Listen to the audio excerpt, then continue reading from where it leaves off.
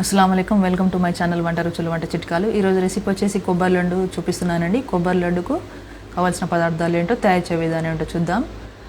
ఎండు కొబ్బరిని తీసుకొని ఇలా పౌడర్ చేసుకోవాలి. ఎండు కొబ్బరి మన వెనుక పొట్టు ఏదైతే ఉంటుందో దాన్ని తీసేసి ఇలా పౌడర్ చేసుకోవాలి. అలాగే షుగర్ని కూడా కొంచెం తీసుకొని పౌడర్ చేసుకోవాలి. ఈ పచ్చి కొబ్బరిని కూడా మన పైన ఉన్న తోలును తీసేసి ఇలా మొత్తం ముక్కలుగా చేసుకొని మిక్సీ జార్లో వేసుకోవాలి.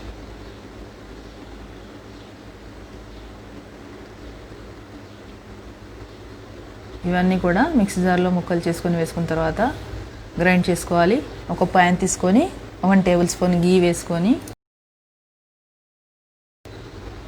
ఈ కొబ్బరిని గ్రైండ్ చేసుకున్న తర్వాత దీంట్లో యాడ్ చేసుకోవాలి. ఈ గీలో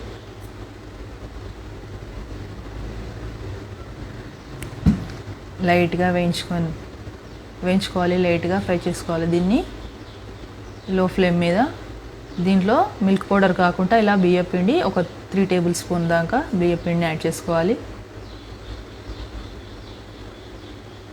మిల్క్ పౌడరు కోవా లాంటిది ఏది కూడా యాడ్ చేయకుండా నేను ఇలా డిఫరెంట్గా రైస్ ఫ్లోర్ తోటి తయారు చేసి చూపిస్తున్నానండి. కొద్దిగా ఇట్లా బియ్యం పిండి యాడ్ చేసుకుంటూ ఈ కొబ్బరిని అంతా ఫ్రై చేసుకోవాలి.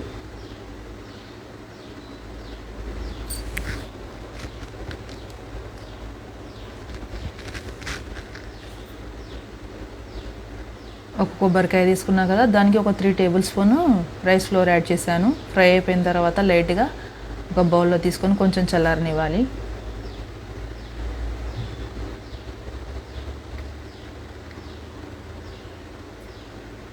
వన్ టీ స్పూన్ ఇలాచీ పౌడర్ వేసుకోవాలి. చల్లారాక ఇది మనం షుగర్ పౌడర్ చేసుకున్నాం కదా, దీంట్లో ఒక 5 టేబుల్ స్పూన్ దాకా షుగర్ యాడ్ చేసుకొని టేస్ట్ చూసుకొని మనకు తక్కువ అనిపిస్తే ఇంకొంచెం యాడ్ చేసుకొని మొత్తం మిక్స్ చేసుకోవాలి.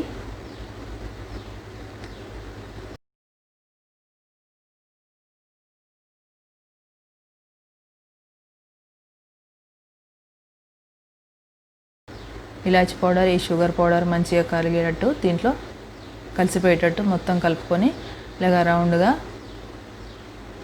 లడ్డూలు చేసుకొని మనం డ్రై కోకోనట్ని పౌడర్ చేసుకున్నాం కదా, దాంట్లో దీన్ని కొంచెం ఇలా డిప్ చేసుకొని మొత్తం ఈ డ్రై కోకోనట్లో డిప్ చేసుకొని ఇట్లా ప్లేట్లోకి తీసుకోవాలి.